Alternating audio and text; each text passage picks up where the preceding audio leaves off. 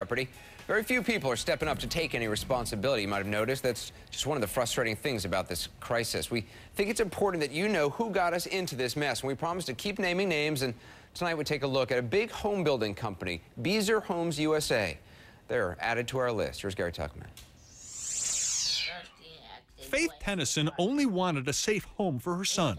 I lived in a 550 square foot one-bedroom apartment just around the corner. Then a sales agent pitched what seemed a dream opportunity. He said, "Don't worry, you're going to get in your house. We'll pick out your lot today."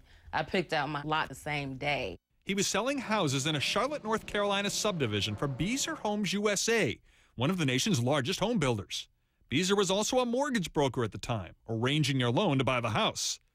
Beazer did the same in other North Carolina developments. Tell me how you felt as a young pregnant couple when this woman told you you can afford this house. Oh my gosh, I couldn't, I cried. I was so happy because I was just like, this is it. Finally. My life is perfect. Lee and Mark Tingley say Beazer paid part of their mortgage for a year to help them qualify. Then payments skyrocketed, more than they were told. We've sold a lot of things to make the mortgage payment. What have you sold? Gold coins that, have been passed down in my family, heirlooms. The Tingleys and Faith Tennyson say they later found in their mortgage applications information that didn't match what they told Beazer agents, inaccuracies that inflated their income and reduced their debt. An investigation by the Charlotte Observer found a pattern of such inaccuracies on Beazer applications that helped low-income home buyers get mortgages. This is an unusual circumstance of a builder who is getting people into loans they can't afford so they can sell houses. Many could not make the payments.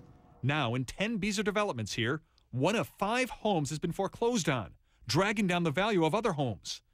The Tennyson and the Tingley homes are worth less than their mortgages. It's a scenario that inflicts many neighborhoods across the country. Property is allowed to deteriorate. Crime increases. That is often what foreclosures foreshadow. Why would Beazer agents arrange mortgages that home buyers now say they couldn't afford? The Tingleys, Tennyson, and others say it's because Beazer gets paid when it sells a house, even if the buyer defaults. The government insures the mortgages, and you, the taxpayer, foot the bill. Many families have sued Beazer, including the Tennysons and the Tingleys. The Tingleys plan to appeal the dismissal of their suit, which they say was unjustified. We asked Beazer why so many of its houses have been foreclosed on. The company declined an interview, but says it's vigorously defending against the lawsuits. The FBI, the IRS, and other federal officials are investigating potential fraud. Beazer said it's fully cooperating. An internal investigation found evidence that employees violated federal regulations back to at least 2000. Both families say they are barely holding on. Because their houses are worth so little, they can't afford to sell them and leave. We're stuck here. We can't do anything about it. And that's why Beazer is one of our 10 most wanted culprits of the collapse. Gary Tuckman, CNN, Charlotte, North Carolina.